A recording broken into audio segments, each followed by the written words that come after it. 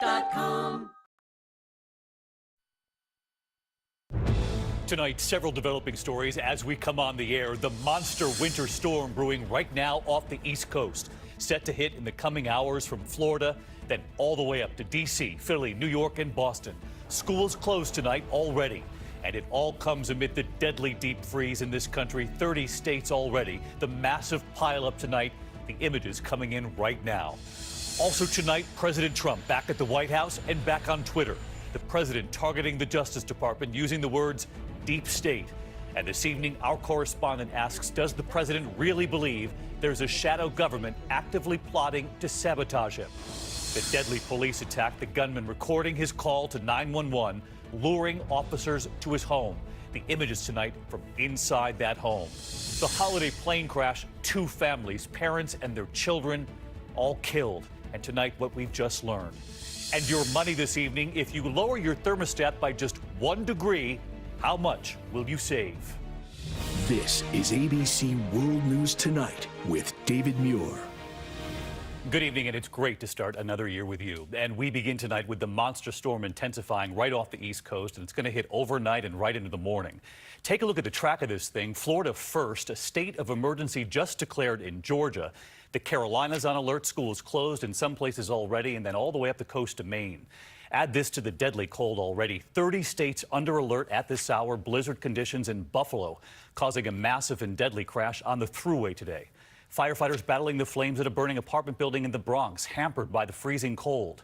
Ginger Z has the new track of this storm system on the coast. But first, Gio Benitez with the deadly pileup. The images coming in right now. Tonight, relentless blizzard conditions pummeling western New York. A stretch of Interstate 90 near Buffalo shut down after this massive chain reaction crash. Miles of traffic. Miles. More than 20 vehicles directly involved, at least 1 killed and another person seriously injured. Visibility down to near 0. You couldn't see a gosh darn thing in front of you. Everything was blurry. There was complete whiteout. With half of the country in a deep freeze, many schools delaying classes today or canceling them altogether. Most of our children walk to school. The majority of them walk to school, and a lot of them are not prepared for this type of weather. That prolonged cold has water mains bursting from Massachusetts to Missouri, coating cars in ice. In Baltimore, streets turning into ice rinks. The cold dipping so far south, roads dangerously slick, even in Houston. In the Dallas-Fort Worth area Sunday, that scare for a police officer slipping on the ice, a sliding car narrowly missing the officer. In Chicago, crews lighting fires to keep rail switches from freezing. In Indianapolis, officials releasing 911 calls from a desperate rescue. It's a pond behind my house. The car's falling through. A dive team pulling a woman from her car, submerged 12 feet in an icy pond New Year's Eve. The driver in critical condition. In Maryland, 3 others rescued from this car overnight. In New York City, more than 400 firefighters battling a 7-alarm apartment fire and 13-degree temperatures in the Bronx. Residents racing to get out. By the time we go open the door in the hallway, the whole hallway was black smoke. More than 20 injured. The firefight leaving behind a thick coating of ice. And Gio Benitez with us live at the scene of that fire tonight. And Gio, this frigid cold stretching all the way from the north where we are here in New York, all the way down to Texas tonight. That's right, David. We just learned that in Houston, 2 people died because of this cold weather. And here in New York, at that Bronx apartment building, we know the people who lived here are now homeless. David. Gio Benitez leading us off. Gio, thank you. So let's get right to Chief Meteorologist Ginger Z tonight, of course, tracking this major storm right off the coast. And the track of this thing, you were telling us, Ginger, will mean everything here. Every mile counts with this one, David, as to how much snow is going to fall and how windy it's going to get. So travel will be impacted along the East Coast. Let me take you to the maps, because that winter storm warning, you don't see this often, from Perry, Florida to Nags Head, North Carolina, means that you could see up to 1/10 of an inch of ice there, up to 3 inches of snow, and it all gets going overnight tonight through tomorrow morning. That drive time, 7 a.m. in southeast Georgia, North Florida, going to be a mess. Then tomorrow afternoon from Charleston up through eastern North Carolina, some heavier snow totals along that pink line. That's the freezing line there. And then it'll kind of clip through mid-Atlantic. New York through eastern Long Island is where we pick up some of the heavier totals again, into Boston and eventually Maine. You can see the heavy snow totals. I think gusts up to 70 miles per hour. Most of it for the Northeast is Thursday. And if you can believe it or not, David, even colder air than we've seen all season coming behind this thing. Right behind this, but we have to get through this first. You'll be here every step of the way, Ginger. Thank you. We're going to turn next tonight to the political storm brewing in Washington. The president back at the White House today and back to Twitter, taking aim at his own Justice Department, tweeting about the, quote, deep state. And so we ask tonight, does the president really believe there is a shadow government out to get him? ABC's senior White House correspondent Cecilia Vega beginning another year at the White House. President Trump kicked off 2018 with a tweet storm today, attacking his own Justice Department as a deep state secretly working to undermine his presidency. He also lashed out at Hillary Clinton's longtime aide Huma Abedin, suggesting she should be punished for her handling of certain government emails. The president tweeting, "Jail, Deep State Justice Department must finally act," also on Comey and others. What did the president mean when he said the Deep State Justice Department? And does this administration believe that the deep state is a real thing, that there is this shadow government out there actively plotting to sabotage him? Look, the president finds some of those actions very disturbing, and he thinks that we need to make sure if there is an issue that it's looked at. Does he believe the entire Justice Department and its more than 100,000 employees are part of this deep state? Obviously, he doesn't believe the entire Justice Department is part of that. The president stoking the conspiracy theory of a shadow deep state as special counsel Robert Mueller's investigation into possible Russian collusion closes in on his inner circle. And he has been publicly encouraging the Justice Department to investigate the Clintons and some of his other political enemies.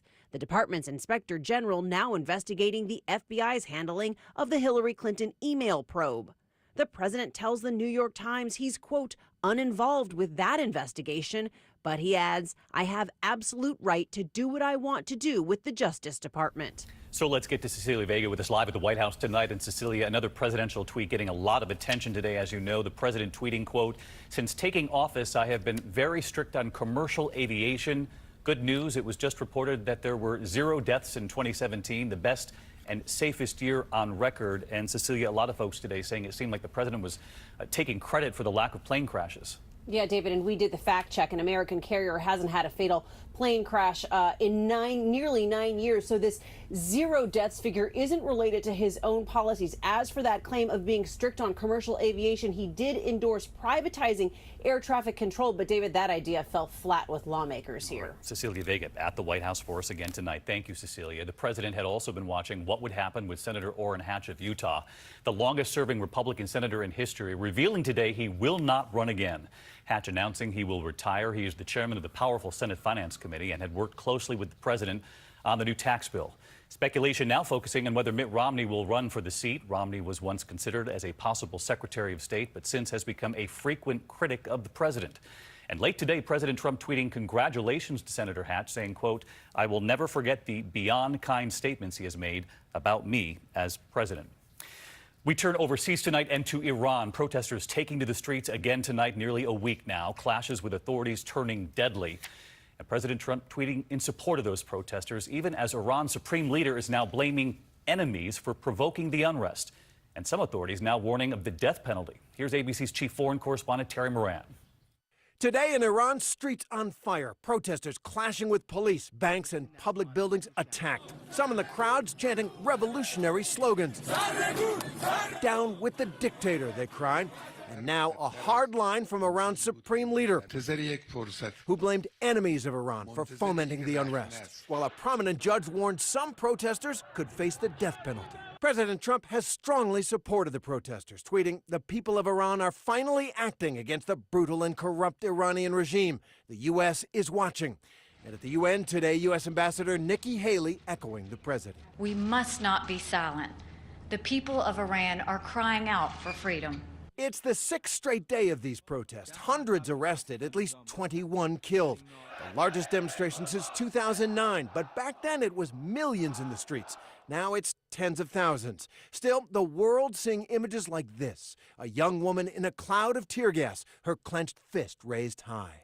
What sparked these protests? Iranians we've talked to say it's the economy. The nuclear deal many hoped would spur growth and raise their incomes. It hasn't, and now they're desperate and angry. David? Terry Moran, great to have you with us. Next to North Korea tonight, in a New Year's address, Kim Jong-un saying a nuclear launch button is always on his desk, but also offering to have a dialogue now with South Korea. Today, South Korea's president welcomed the move, offering to meet next week. Back here at home, the new developments in the deadly ambush that targeted police officers in Colorado. 4 police officers and 2 civilians were injured, and Deputy Zachary Parrish was killed. Tonight, new details and new images from inside the home. It turns out the gunman was streaming the whole thing, but we are not going to show the actual video. ABC's Clayton Sandell from Colorado tonight. Tonight, we more about the moments just before a gunman ambushed Colorado Sheriff's deputies. In social media live streams obtained by local station KCNC, 37-year-old Matthew Reel is seen making incoherent rants to 911 dispatchers early Sunday, at one point wearing a gas mask. We are only showing you still images, but he even live streams the moment he starts shooting. We have one deputy down inside the apartment. Neighbors found themselves in the line of fire. So this is where it happened? Yes. Farouk Patel was shot in his bedroom when the suspect opened fire. Very loud, very quick? Yeah, it's not one shot. It's like... Several bullets breaking windows and blinds, putting a hole through his closet door. The bullet still lodged in his shoulder, and tonight 3 of the 4 officers who were also shot and wounded are now out of the hospital. But now a community is mourning 29-year-old Deputy Zachary Parrish, none more than his wife and 2 daughters. It means so much to hear your stories, because that's what I'm clinging on to right now. So I want to hear about him, and I want to soak it in. And David, the sheriff's department here asked that those live stream videos be taken offline. They were, but detectives now have them. They are now evidence. David. Clayton, thank you. And those reassuring words from her little girl there. We're going to turn next here to the desperate search for 2 sisters missing from outside Austin, Texas. An Amber Alert going out for a 7-year-old and a 14-year-old after their mother was found dead in their home. Police believe they may be with a man who lived in that home, and ABC's Marcus Moore is in Texas tonight. Tonight, the FBI assisting Texas police in their urgent search for 2 little girls believed to be with this man, 44-year-old Terry Allen Miles. Our concern and our focus is bringing these 2 girls home safe. 7-year-old Lulu Bandera Margaret and her 14-year-old sister, Lily Griffith, missing after their mother, Tanya Bates, was found dead New Year's Eve in their Round Rock home outside Austin. Indications at that time it was of a suspicious nature. Police say they were called to the family home twice on Saturday when a co-worker and boyfriend suspected something was wrong. On Sunday, they found Bates' body. The girls gone. We believe they're not with Terry Allen Miles willingly. Texas authorities asking for the public's help tonight, issuing an Amber Alert for the girls, who they suspect are with Miles, their mother's roommate. Police releasing this picture of the car they may be traveling in. Police say they are investigating possible sightings in New Mexico and Colorado. David, as authorities search the roadways for that car, police in Louisiana tell ABC News that back in 2011, Miles was charged with attempted murder in the beating of his then-girlfriend. David. Marcus, thank you. And we turn to another family tragedy. In fact, 2 families lost, the parents and their children all dying in a holiday plane crash. Their charter plane crashing just after takeoff in Costa Rica. One family was from Florida and the other from New York State. And here's ABC's Kayna Whitworth with what we've learned tonight. Investigators in Costa Rica now looking into whether strong winds or mechanical failure were factors in the fiery New Year's Eve plane crash just moments after takeoff. Bear to the left and nosedive right in front of us. Nobody survived. 12 people killed, including 2 American families. From Tampa, Mitchell and Leslie Weiss and their teenage son and daughter. Not having her in our lives is it's unfathomable. And from Scarsdale, New York, Irene and Bruce Steinberg and their 3 sons. The only comfort from talking to our other friends is that they were all together and they will be together. We'll be together forever. Also killed their tour guide, 33-year-old Amanda Geisler. The plane registered to Costa Rica's Nature Air, which has had a solid safety record, but just 4 months ago, another Nature Air flight crashed, killing 2 people. David, the pilot of that plane was delayed on an earlier flight because of strong winds. And tonight, Costa Rican authorities say that American investigators will be joining them tomorrow. David? Kana Whitworth with us tonight. Kana, thank you. And from Afghanistan tonight, the U.S. military reporting the death of an American service member. 4 service members were also injured, the loss during a combat engagement in the eastern